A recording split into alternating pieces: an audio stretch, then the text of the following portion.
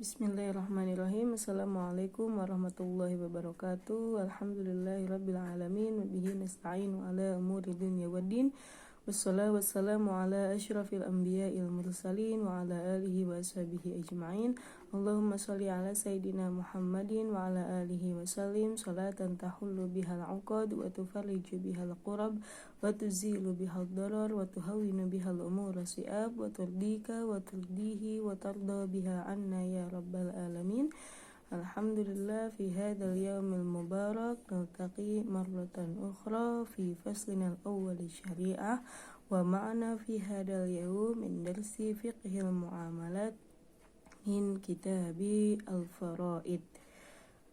Ya, semoga Allah senantiasa meridhoi kita semua dan memberikan keberkahan di setiap apa yang kita lakukan, dan semoga Allah selalu mengistiqomahkan kita supaya kita selalu mendekatkan diri kepada Allah Subhanahu wa taala, serta kita semua selalu diberikan kesehatan jasmani dan rohani, dan Allah limpahkan nikmat iman dan Islam sehingga kita selalu berada di dalam naungan yang Allah ridhoi. Amin ya rabbal alamin. Ya, sebelum memulai pelajaran hari ini, mari membaca al-basmalah. Bismillahirrahmanirrahim. Nawaitu ta'alluma lillahi ta'ala wa li izalatil jahli wa ihyaiddin. Allahumma astur aibah syekhina anna wa la tudhib barakata ilmihi minna.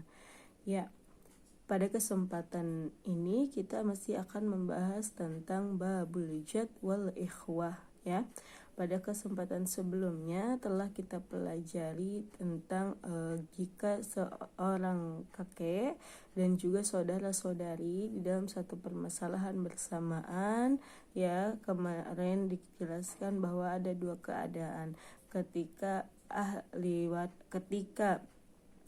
jad dan ikhwah ini tidak ada ahlul furud lainnya, atau si mayit hanya meninggalkan al-jad dan juga ikhwah, atau si mayit meninggalkan dzu fardin juga, dan juga adanya ikhwah dan juga jad. Dan kemarin telah kita pelajari adalah al-jad wal ikhwah dzuna fardin, yaitu di bagaimana jadinya pembagiannya antara jad dengan ikhwah, yaitu dengan dua cara. Yang pertama bisa menjadi muqasamah atau dibagi rata. Kemudian kalau jadnya itu bertemu dengan ukhtun atau yang perempuan, maka lidzakari mithlul hadzil untsayain, ya. Atau misalkan selain muqasamah ada apa? Selain muqasamah ada juga thuluthul baqi, ya. Jadi thulusnya itu untuk siapa? Untuk al-jad tersebut, gitu ya. Kemudian al-baqinya, sisanya adalah untuk ikhwah. Nah, kemudian kita harus mengingat lagi nih yang dijelaskan bahwa jad itu sebenarnya bisa mendapat berapa saja sih daripada warisan, ya. Karena jad itu ketika tidak ada abun, misalkan si mayit meninggal, abun si mayit atau ayah si mayit sudah tidak ada, dan kemudian jadnya atau kakeknya masih ada, maka kakek berhak menggantikan seperti posisi ayahnya. Tapi kalau misalkan ayahnya masih ada, kakeknya masih ada, tapi kakek tidak mendapatkan apa-apa karena sudah terwajib oleh ayah. Bisa dipahami, ya? Nah, kemudian di sini adalah pembagiannya. Kalau jad itu dia bisa sebenarnya mendapat al-malu kulluhu, ya, bisa mendapatkan seluruh harta jika dia sendiri dan tidak ada dzu fardin akhar, ya. Bisa dipahami. Kemudian kalau misalkan si mayit meninggalkan dzu fardinnya di sini siapa? Yaitu seperti al-ibn wa in nazala, anak laki-laki dan keturunan anak laki-laki tersebut, maka al-jad mendapatkan as-sudus fardon, yaitu mendapatkan al-fardu al-muqaddarah, al-fardu al-muqaddar, yaitu 1/6 seperti yang telah kita jelaskan di pembahasan yang lalu, ya. Kemudian jad juga bisa mendapatkan as-sulus wal baqi, bisa mendapatkan 1/6 plus sisa harta yang masih tersisa dari pembagian tersebut. Wa in kana ma'ahu fara'un warith muannas. Apabila si mayit ini misalkan meninggal dan meninggalkan anak perempuan, ya, maka si kakek ini bisa mendapatkan as-sudus wal baqi, ya.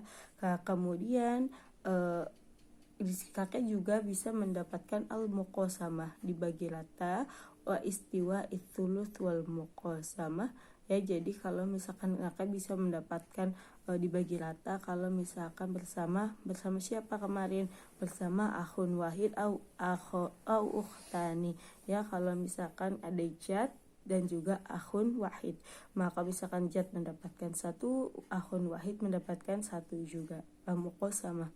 Kemudian kalau ada jad dan juga ukhtani, jad mendapatkan berapa? 2, kemudian ukhtani karena ada 2 orang mendapatkan 2 juga, gitu ya, bisa difahami. Nah, kalau ketika ada ukhtani ini maka jad lidzakari mislu hadil untsayain. Tapi karena ukhtunnya ini ada 2, maka dia mendapatkan 2. Jadi diibaratkan al-muqasamah atau sama ratanya. Bisa difahami ya di sini.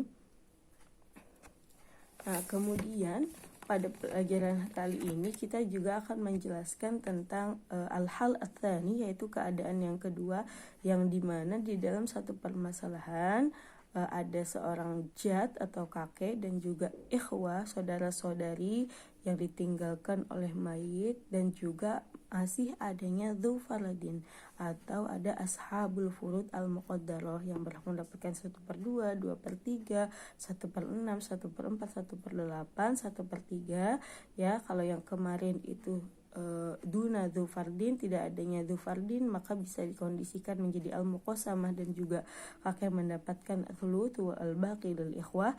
Kemudian kalau misalkan masih ada dzu fardin atau yujadu ma'al jad, ya, ketika ada bersamaan di satu permasalahan itu masih ada ahlul waris yang min ashabil furud, maka yata'ayyanul jadi al-hukam ini min thalathati umur. Hukumnya itu ada 3 keadaan.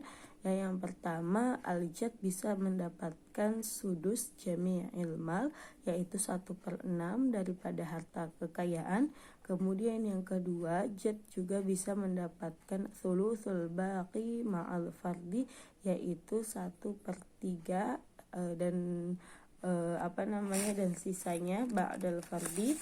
Kemudian yang ketiga bisa juga keadaannya dengan al-muqasamah. Al-muqasamah itu adalah dibagi secara rata, ya. Maka kapan utamanya seorang kakek mendapatkan 1/6, utamanya kakek mendapatkan 1/3, atau utamanya seorang kakek mendapatkan al-muqasamah, ya. Salah satu contohnya adalah maka sudusul mali afdalil jad, maka seorang kakek lebih utama atau afdal mendapatkan 1/6 ketika permasalahannya misalkan seorang wafat dan meninggalkan 1 orang istri, 2 anak perempuan, kemudian ada 1 kakek dan 1 akhun, ya.